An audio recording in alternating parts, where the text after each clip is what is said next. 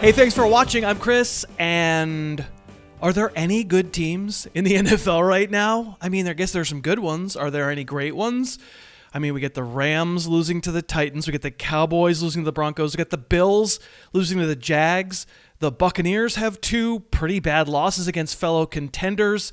The Bengals lose two in a row. Like, where are we? Do we have any good teams? So my goal for this video is, here we are about mid-season in the 2021 season. I'm going to come up with my list of top contenders for who's going to win the championship in 2021. Did you know that right now the number one seeds are the Titans and the Cardinals? I'm not sure I believe in either one of those teams, but we're going to count them down. Let's do it. Okay, number 5 in the countdown list, I've got the Baltimore Ravens, currently sit at 6-2. I don't think analytics like their defense very much, and I understand why. In a sea of AFC contenders, to me, there's one team who has stood out in key moments and made clutch plays multiple times in the case of the Ravens, and yet we are going to ask questions about their defense. But speaking of clutch on offense, just this past week, a gotta-have-it situation in overtime. Lamar Jackson nails one throw on a deep out to Marquise Brown. Then he does it again to Brown after a 10-yard penalty has set them back, and eventually it winds up in a game-winning touchdown.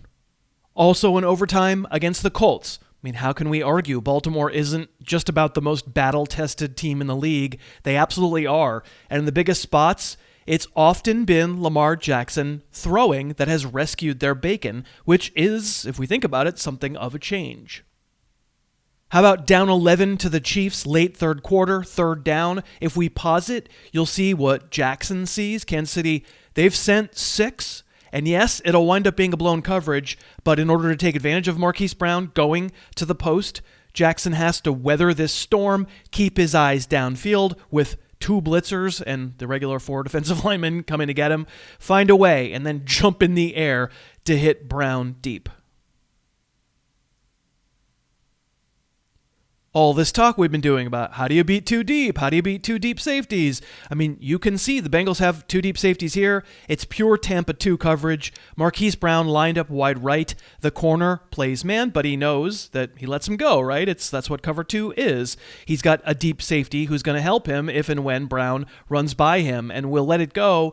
And I would say Brown ran by him all right. He runs by the safety too, and Jackson lays it in perfectly. I mean, it's hard to make big plays against 2 deep, but the Ravens can.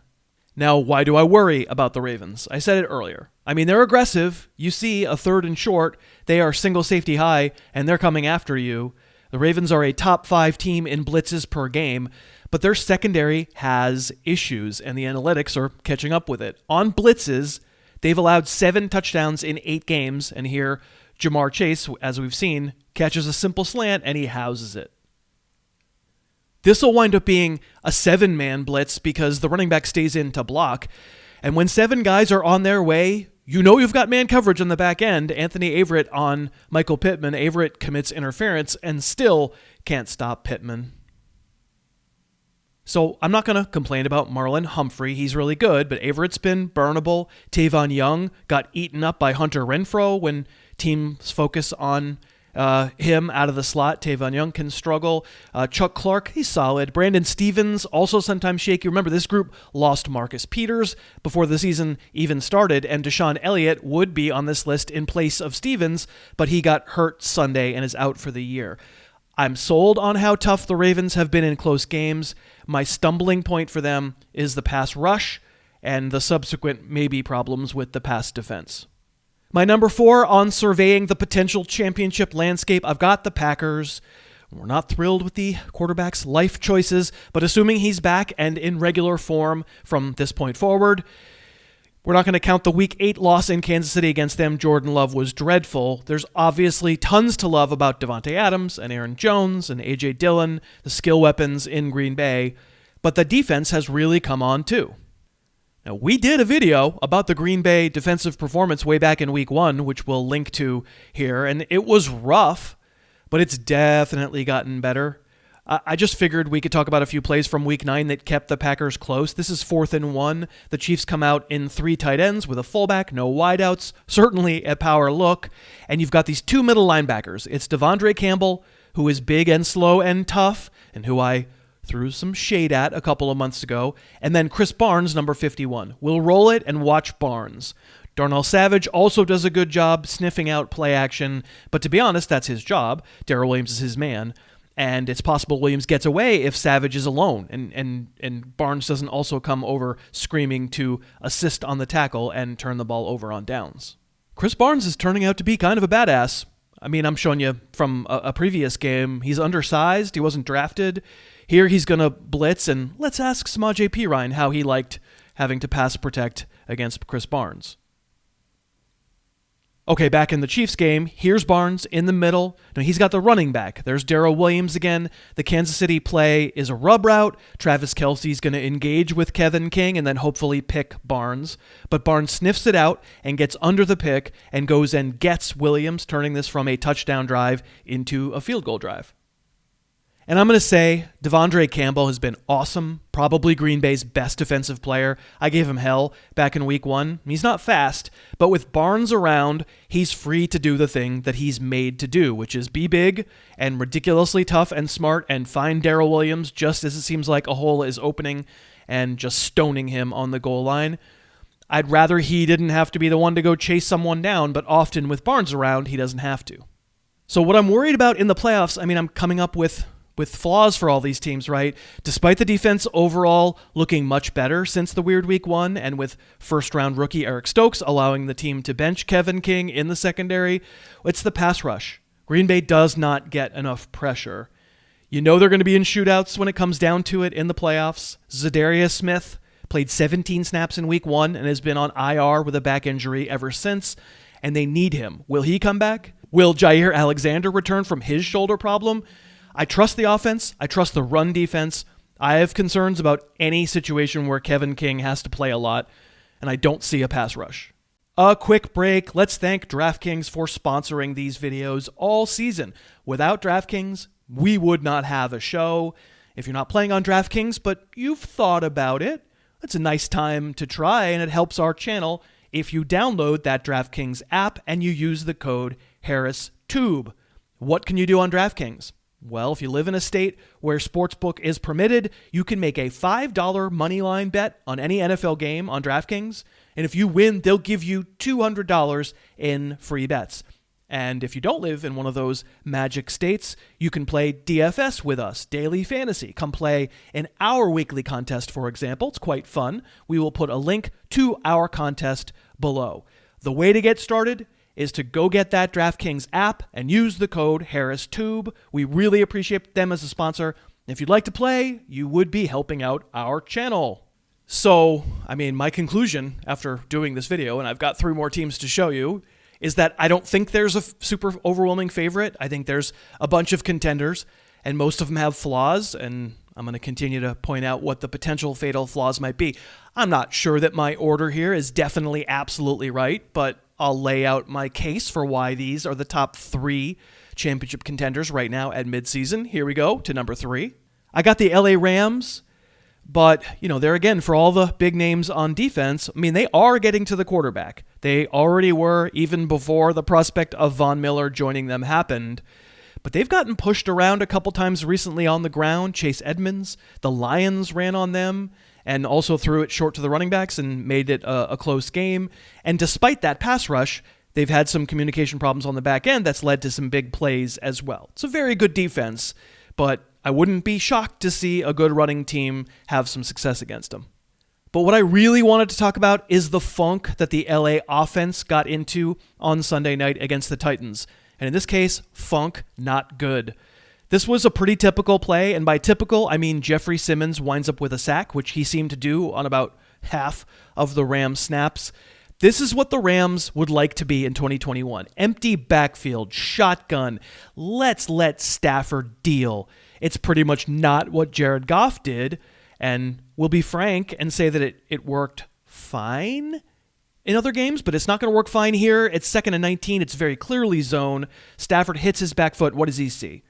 He first looks left and Robert Woods is blanketed. Then he looks right where he seems to want to go, and Cooper Kupp is flat out totally bracketed. What are we learning about this season? Take the easy money, man. Matriculate the ball down the field. You've got Tyler Higbee with nobody within 7 yards of him, but Matt Stafford will do this. He will hang in for a big play and take it, and down he goes for a sack. Here it's 3rd and 5. You've got a look you can work with. This is single safety back. Let's run a kind of a modified snag concept. That's cool. Higbee's going to kind of run across. It's sort of a clear out, clearing the space in front of Cooper Kupp. Woods is going to run a pivot, and meanwhile, Kupp runs the deep corner. It was a good play for this defense, but it takes time to develop. It requires a read. And most importantly, you have to be able to block 3 pass rushers with 5 offensive linemen, which, as you could see, they did not. It's a great play by Simmons. It's bad blocking, and it's a somewhat slow developing play. However, it's appropriate for the defense they were facing. And maybe really, most of all, you can argue it's just a bad, weird night for the Rams' offensive line, and they just need to be better, which they usually are. But this offense demands a lot from the quarterback. This is 2 deep coverage again against 3 wide. It's going to be 3 deep routes. Woods runs the go. Jefferson runs the deep in, and Kupp runs the deep out. Slow developing, downfield. I think this is what the Rams really want to be in 2021.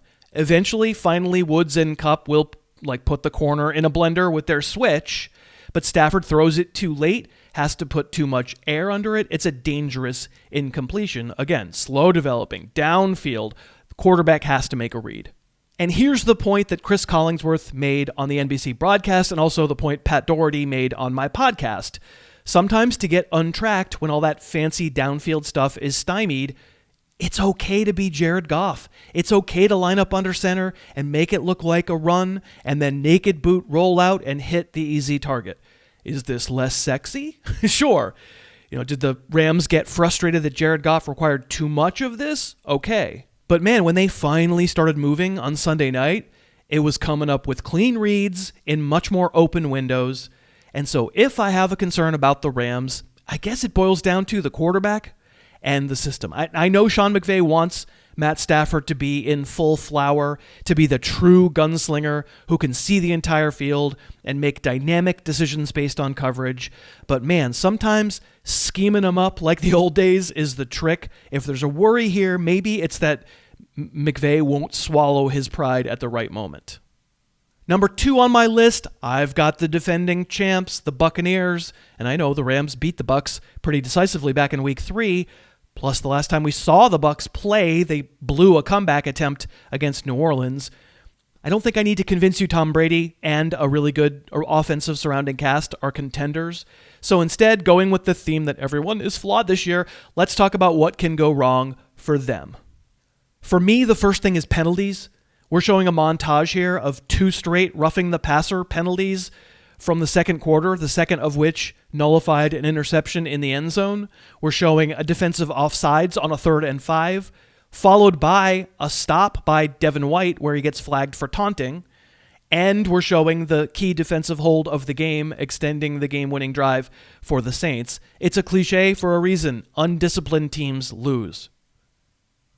Tampa has given up the most penalty yards per game this year. In their championship year, 2020, they were 19th, about 44 penalty yards a game. Seems like the kind of thing a veteran team should be able to have under control and clean up. Maybe they're starting to play with some entitlement. That needs to stop. And as for how you beat Tom Brady, good luck. That's an all-time question. But to have a chance, your defense has to be flexible and throw a lot of different looks at him. On this one, the Saints have 5 men on the line, only 2 guys with their hand on the ground. But at the snap, the 2 middle defenders on the line are going to sprint backward, and meanwhile, corners from both sides will rush. It's a blitz. It's 5 men coming after Brady. Blitzing Brady's always dicey, but here they have him sped up, and it is well covered. A different play, a different plan. Look at all these guys lining up near the line. Who's dropping out? Who's attacking Brady? This one winds up not being a blitz, just 4 guys coming, and Brady makes his read, but because he got sped up again, he's out of rhythm, and he probably doesn't make a good decision. Okay, at the beginning of this play, we'll ask, who's blitzing on this one? They're lined up with 3 down linemen. Certainly don't know if it's another designer blitz. And it turns out, nope, 3 guys rush Brady. Everyone drops into zone. It's a single high look and getting pressure with 3 against 5. Again, not a good look. But again, Brady is off balance and he's out of sorts and he takes a hit and he fumbles. 1st and 10 here, single safety high. Sure looks like man coverage on the 3 receivers in trips right, though you never know. And yep, this will turn out to be another blitz. Demario Davis is blitzing, and Pete Werner right next to him will slide over and cover the back out of the backfield. It's 5 guys to block 5, and the Bucs have got it. They pick it up. The offensive line works. You can see Brady has a pocket, but by now, he's not sure where guys are coming from, and he's sped up again, and there's no world where that's going to work, throwing to the mesh point of 2 receivers so that 2 defenders are going to be standing right there. I mean, good luck with that, assuming you can keep Tom Brady sped up, but that is really the way to do it. Anyway, so about this list, some teams I didn't put on there.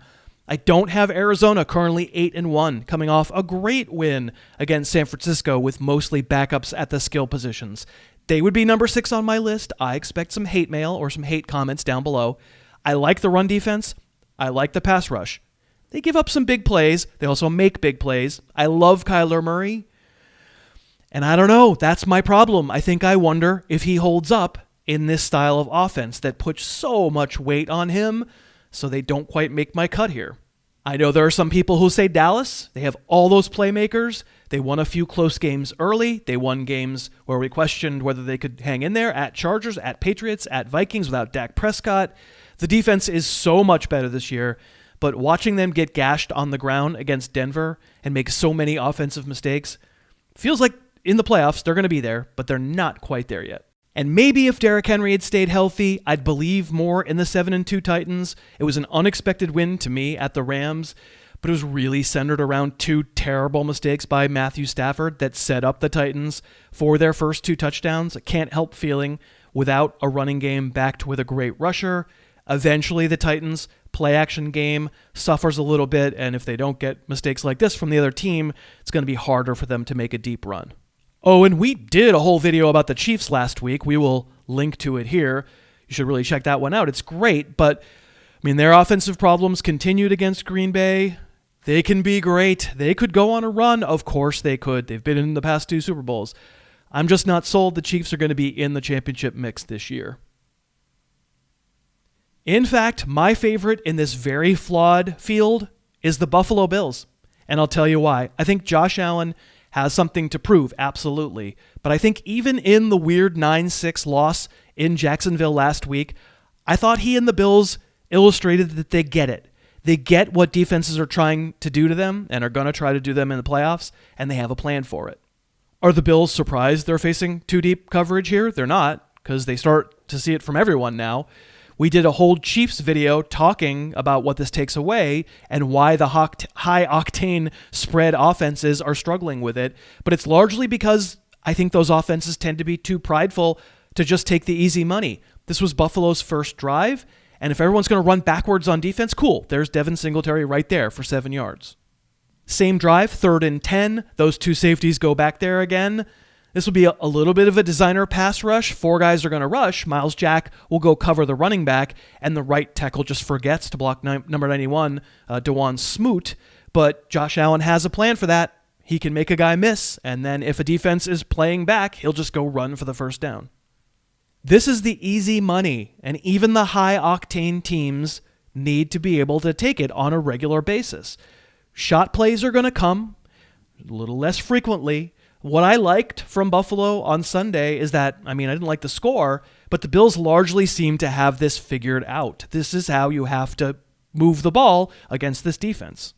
I like this plan against 2 safeties back. This is man coverage for Stephon Diggs on the offensive left side. He's matched man-on-man with Shaq Griffin, and of course Griffin is going to have safety help behind him. But the only time that safety is going to come into play is if you try and run a deep route.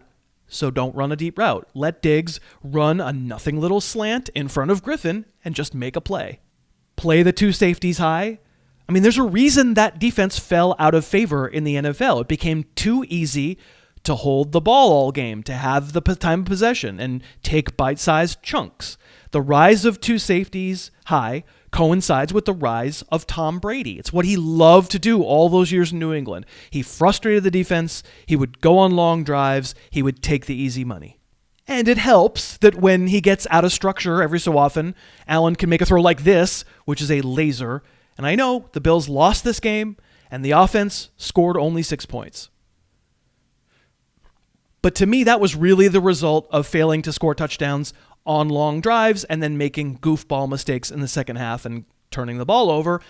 And you know that happens sometimes. Among all the wide open offensive contenders, like the Chiefs, the Cardinals, the Rams, the Vikings are pretty spread. It feels to me like the Bills have started to adjust to this new reality quickest. Now, they don't have a running game. That might come back to bite them. The defense is really good, and of course, there are going to be times when the offense can get untracked and make big plays. And is there anybody in the league that you trust to make a big play more than Josh Allen?